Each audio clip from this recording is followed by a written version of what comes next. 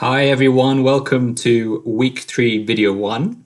Today we're going to be speaking about the taxation of corporations, and in particular how there has emerged this race to the bottom in corporate tax rates, as we will see in the data. So what this means, what is driving this phenomenon, why it is significant, and what we can do about it. So without further ado, let's get started.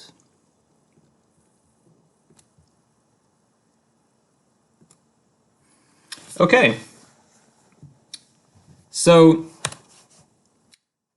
here's what we're going to be speaking about today. We're going to begin with some fundamentals about corporate taxation, how to tax corporations or how they are currently taxed. And then we'll go on to the modern phenomenon or the modern problem of profit shifting, what that means and how it is successfully carried out by these multinational enterprises. Then we'll look at some data in the form of what I've already mentioned, the race to the bottom. And we'll be asking, well, what is driving this race to the bottom? Who are the winners and the losers? Lastly, as always, we'll finish with some policy implications. After discussing why it is significant, we'll then see how we can fix this, or at least try to reduce the scale of the problem. Okay, so the most fundamental question, why tax corporations at all? Well, there are a few reasons. Most countries around the world have some kind of tax on corporates. I already see a typo. Some type of tax on corporate profits. So let's ask the question, why? Well, corporations, just like individuals, use public goods. Therefore, they should pay for those public goods. That's the first argument you could put forward. They use infrastructure like roads and bridges and so on, and defense. So why should they not contribute to the upkeep of such vital infrastructure? Secondly, and this is much more sort of central to our core theme at the moment, well, corporations tend to be held by relatively few. The shareholders don't tend to come from all parts of society. It tends to be a small fraction, relatively small fraction. So failing to tax these corporations would therefore exacerbate inequality, which could have further detrimental effects or just be considered undesirable in and of itself. Lastly, imagine if there were no corporation tax. Well, in that case, you could have people like the self-employed doctor or consultant or whoever it is, who would simply just incorporate. They would call themselves within the legal framework a corporation. So I could be Ryan Incorporated in some sense. And therefore, under this legal structure, I would then not have to pay any tax. Obviously, that would be a problem, and we would be putting forward the wrong incentive for the abuse of this legal form of the corporation. So therefore, the corporation tax, as we've seen this week's reading from Gabriel Tuchman, was originally conceived as a backstop. It was originally conceived as a means by which we can prevent people trying to evade personal income taxes, or avoid personal income tax. Okay. How are corporations taxed? This would be relevant for our later discussion. Well, usually, of course, in different countries, there will be different rules and so on, but the usual case is as follows. The tax is applied to the gross profits of corporations. So that is the profits after taking away variable costs and fixed costs like labor and rent and so on. And it's usually applied to all corporations within the borders of a country, domestic and foreign, although with many differences depending on the country, in this case, as we will see. Almost always there are certain deductions that are allowed. Most often this means depreciation of capital. So if you've invested in machinery 5 years ago, then each year you're allowed a certain amount of depreciation which is not taxed to, in some sense, encourage you to invest in keeping up the value of your capital. And also interest payments are often not taxed as well, again as a kind of incentive to trying to get corporations to invest more in capital or expansion of the businesses. Lastly, dividends, the amount, let's say, of profits that is distributed to the shareholders, are usually taxed separately. So you have corporation tax, which is in some sense a prepayment of tax on behalf of the shareholders.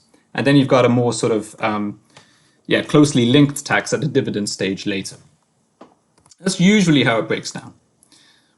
Some important terminology that we're going to need to keep in mind.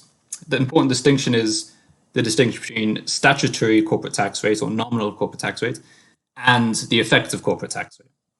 So the statutory or nominal corporate tax rate is the rates that you read about in the news or when you look up the corporate tax rate of a country. This is the rate that is written into law, agreed upon by policymakers, that applies to taxable income of the corporation. The effective corporate tax rate is, in a sense, what the corporations actually pay as a percentage of their gross profits, or as a percentage of their as a percentage of their gross profits. So in economic analysis, the effective corporate tax rate is much more informative than the nominal one. How can these two rates differ? Well, like we mentioned above, there are deductions that reduce the amount of tax you need to pay. Sometimes there are various incentives put in place by policymakers, like tax holidays and so on. And the effective use of loopholes by corporations means what they pay in effective corporate tax, effectively can be much, much lower than the statutory rate, as we will see in time.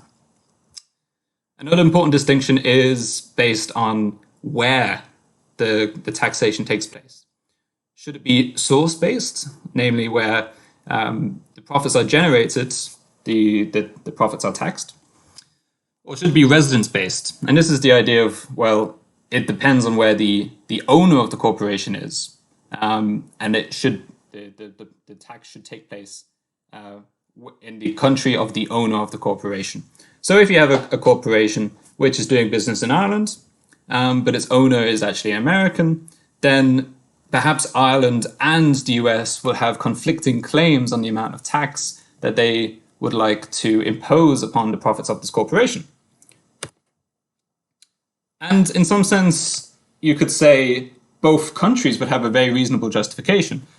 In both cases, the corporation, say in Ireland, is using public resources, public goods, but also the owner of that corporation in the US is also using public goods in the US.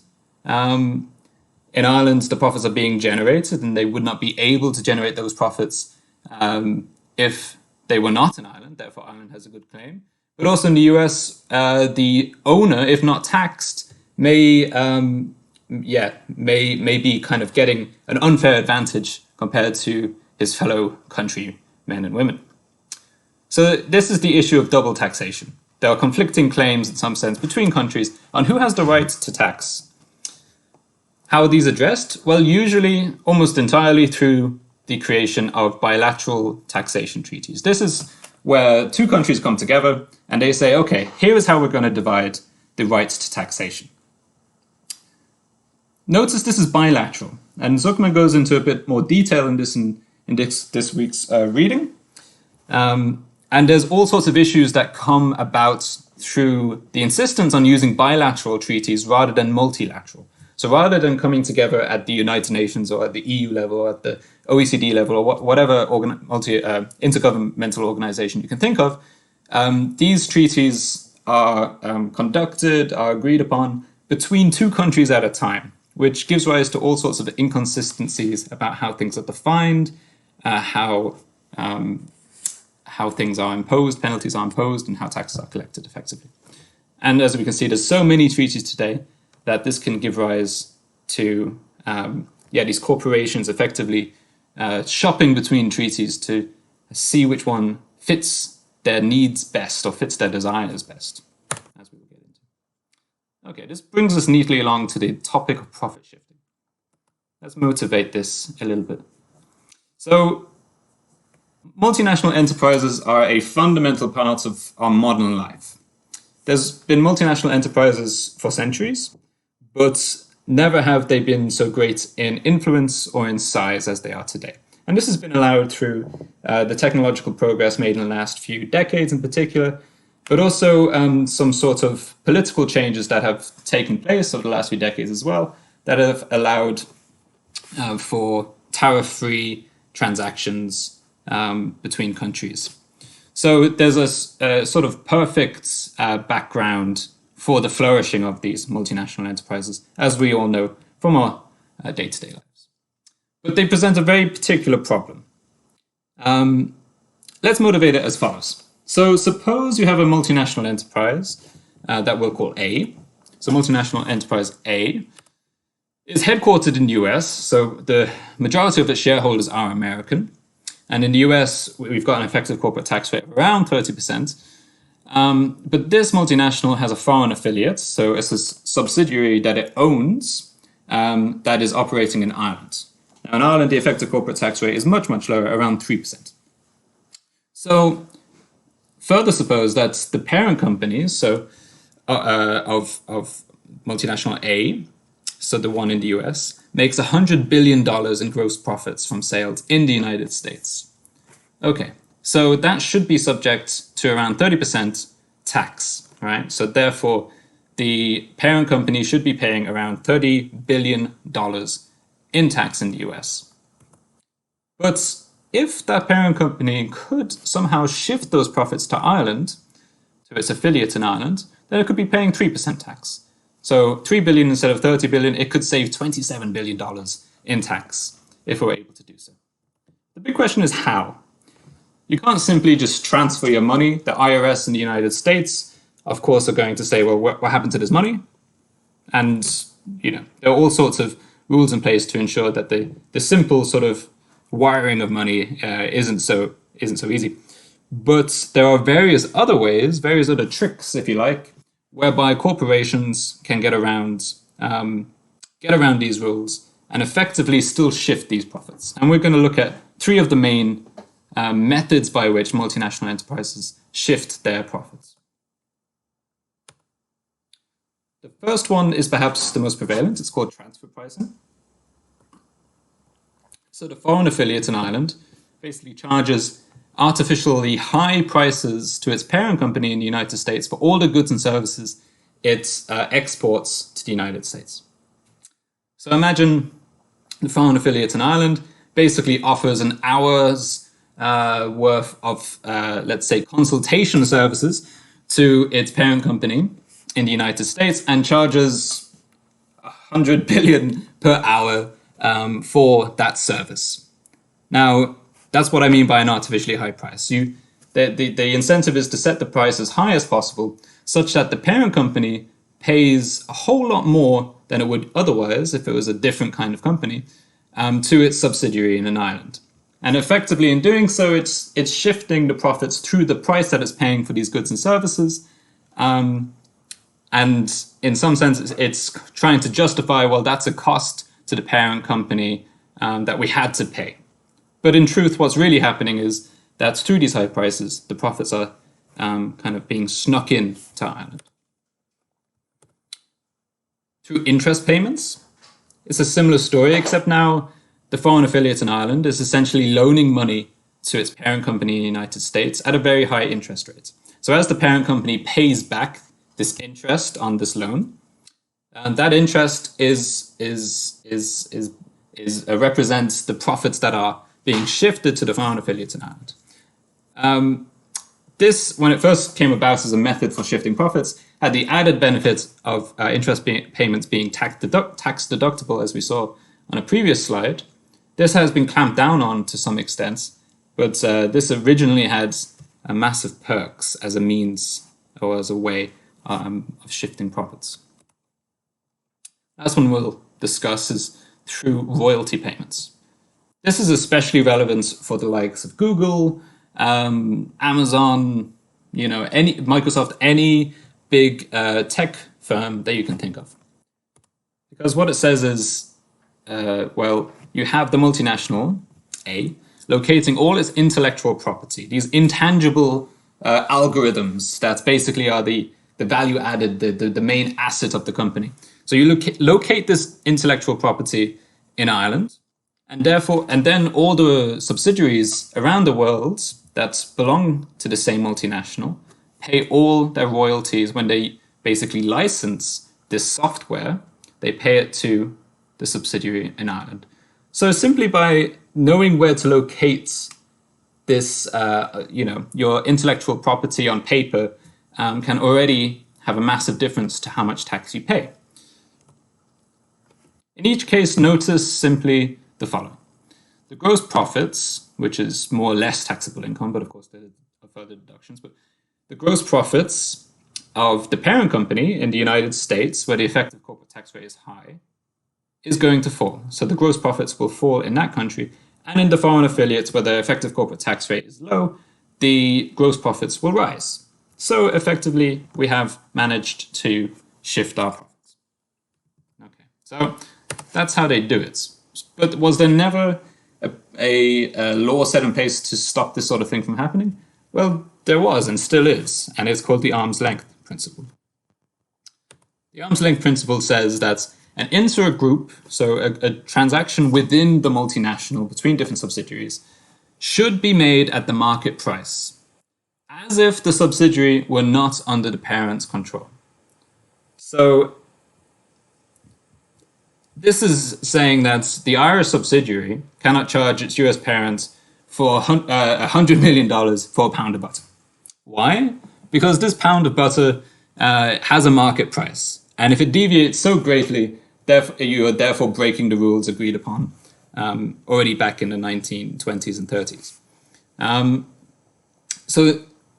And every other good and service should basically follow this principle.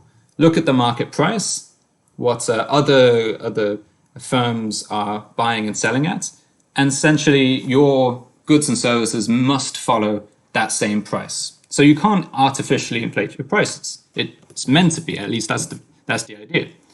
But of course, there are many problems with this idea. Perhaps take a moment to think about them if they haven't already become quite obvious. Well, there's not a market for all goods and services, right?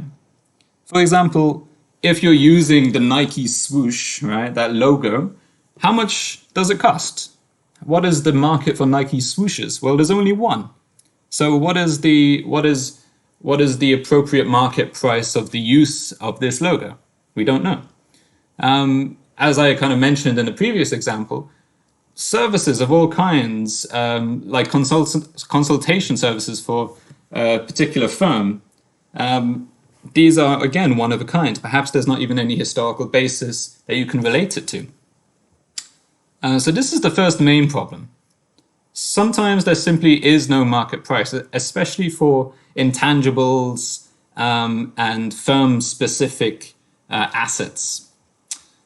The second problem is that, well, tax authorities simply cannot check and contest every single transaction that takes place within a multinational, between its parents and its affiliates.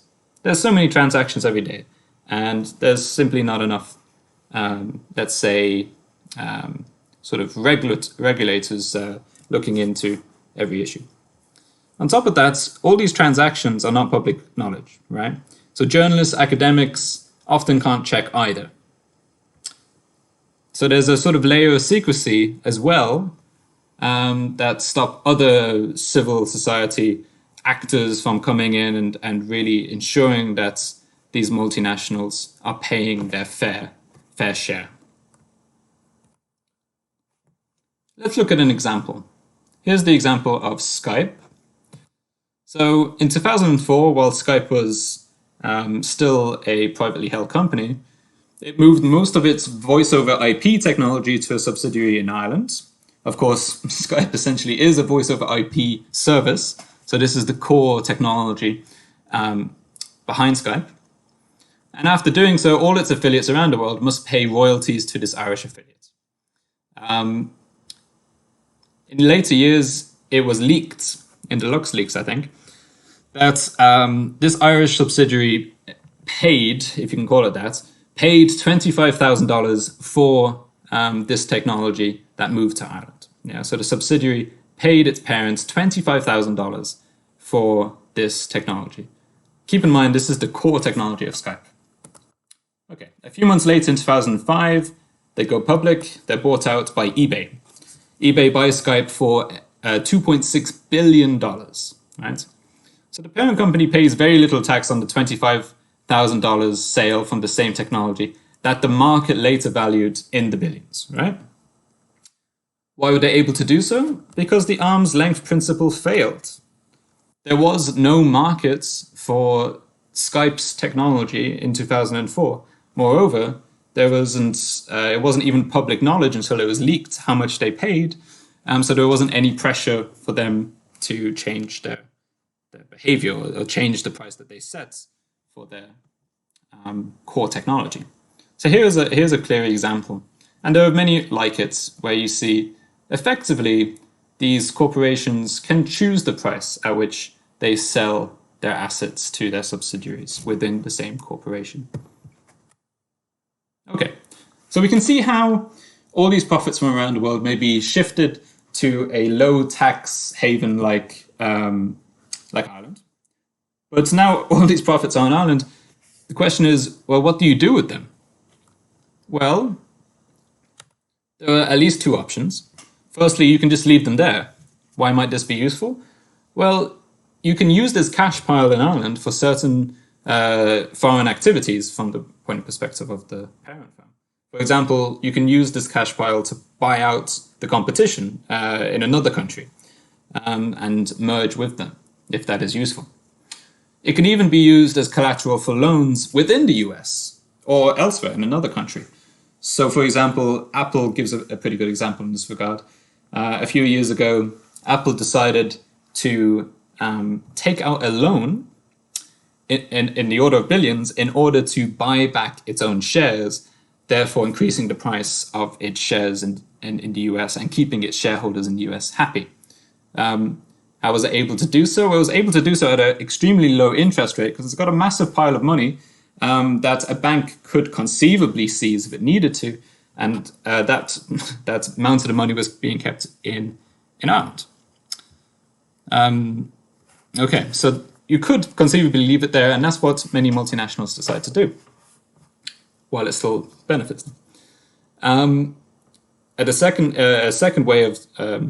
A second approach to dealing with this mountain of cash in these tax havens is to exploit the inconsistencies within these treaties that we mentioned in order to shift profits back to the parent company in the country of headquarters.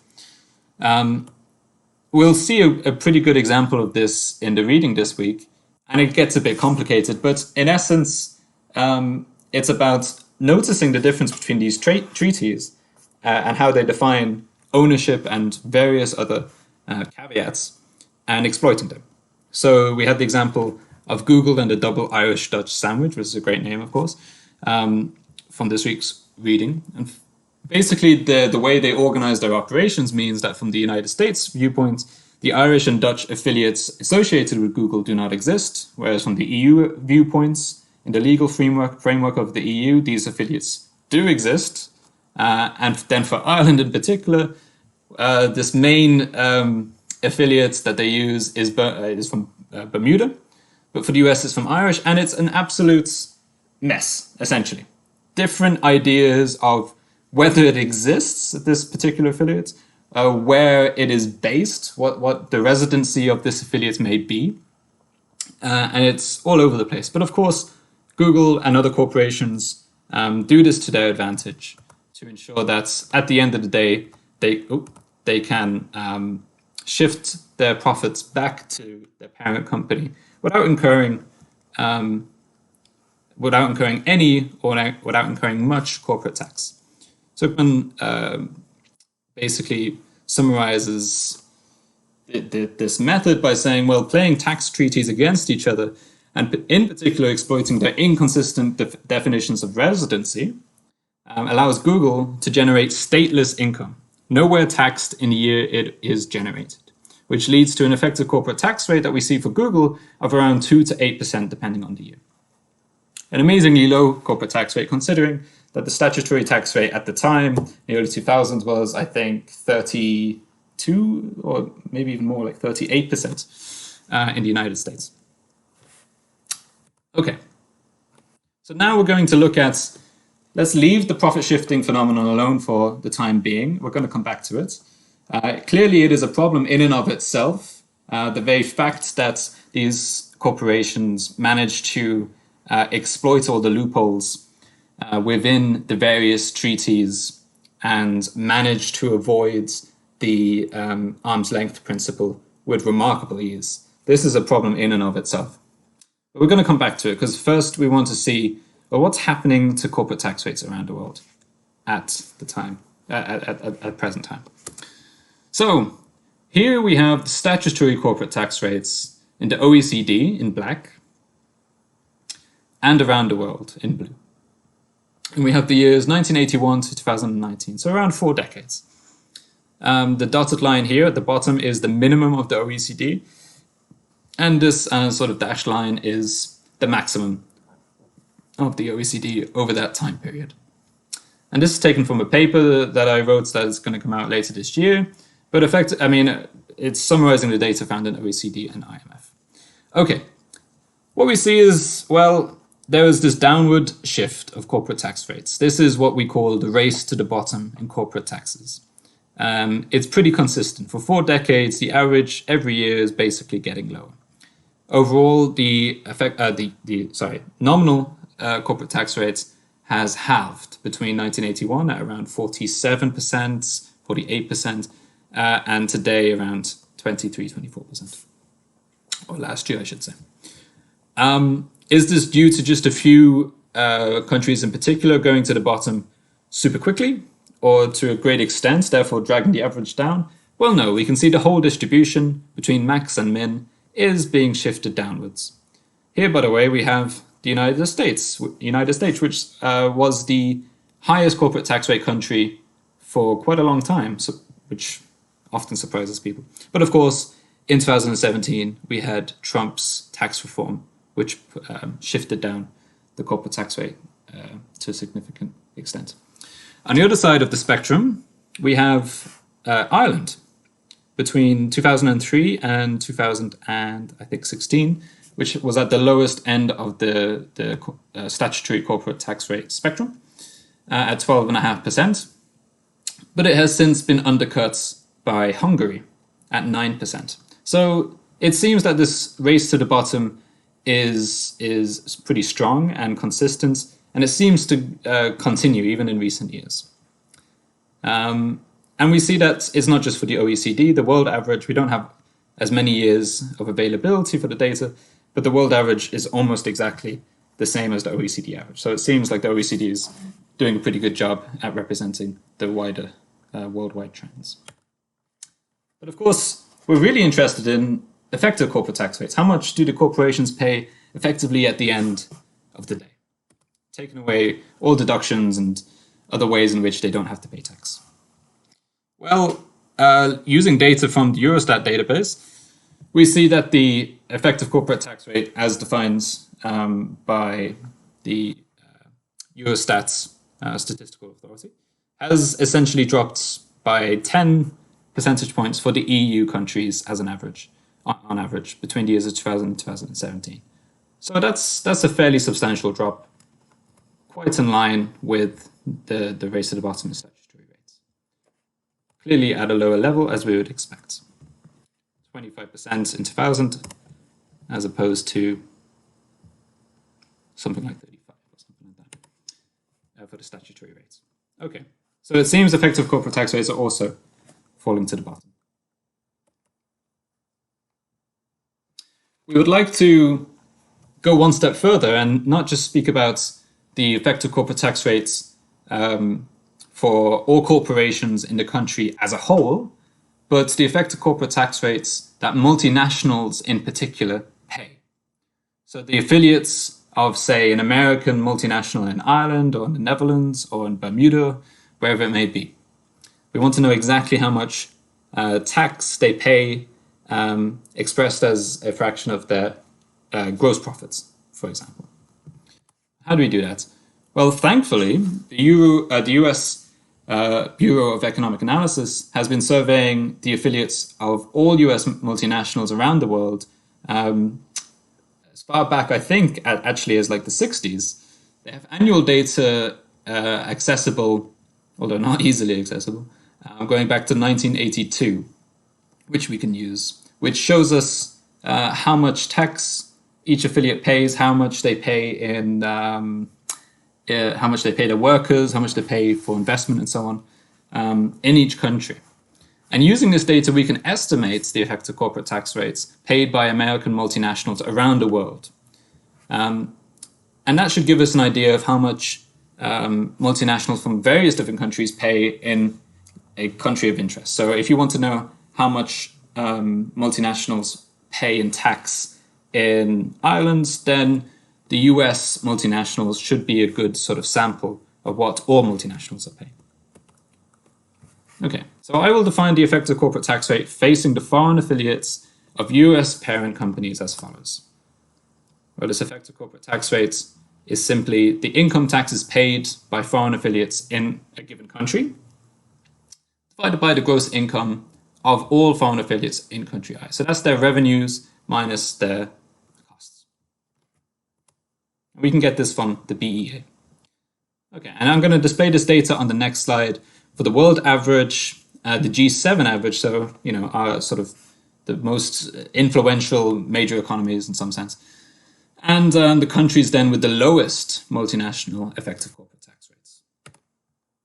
Okay, here are the results from my little exercise. Let's begin perhaps with the world average. We see again this race to the bottom, except now rather than halving over this similar time period, it falls from around 50% effective corporate tax for all affiliates around the world in 1984 to around 7% in 2017, right? So that's a much more dramatic decline faced by multinational enterprises. Let's look at the group of 7 countries. So this is Germany, Italy, France, Japan, Canada, United States, United Kingdom, averaged across those 7 economies. And we see actually that the G7 economies have been racing to the bottom as well, although at a slower rate than the world average, despite starting from a very similar point. Now let's look at some of the lowest effective corporate tax rate countries. So multinationals operating in Bermuda, the affiliates pay essentially zero tax in recent years. They do have to pay certain levies in order to register and so on, and this is how Bermuda gets its cuts, even though it has a statutory rate of 0. So there is some fee associated, but it's virtually nil compared to other countries, and this levy is virtually nil compared to the revenues of these massive corporations. Let's look at another country, a country very much of relevance for me, Ireland, and we see that Ireland has maintained a remarkably low effective corporate tax rate for its multinationals for, decades. There is some variation. It goes between, say, 2 and 9%, but it's always below 10%. And it has been this way for a long time. Okay, and let's look at some others. So Singapore, quite like Ireland. Hong Kong, a bit higher, but still consistently low. Luxembourg is very interesting. Perhaps we'll just isolate that for a second. Luxembourg shows... It seems that Luxembourg has kind of gotten into this game with vigor in recent years, especially since the 1990s, after having quite a relatively high effective corporate tax rate in the 80s. And since then, it has really maintained effective corporate tax rate for the foreign affiliates of US multinationals in this country, basically at 1% or lower since 2005 or so. Okay, so we see that these multinationals are benefiting massively from recent changes to how governments around the world have decided to tax the corporations, and changes in how corporations have effectively been able to shift their profits around. In the next part, we're going to go into a little bit on why these countries seem to be racing to the bottom. What is in it for these countries to do so? What are the benefits to these tax havens and even the major economies, if any? And we're going to talk a little bit more about what to do with with policy in order to sort of counteract these developments.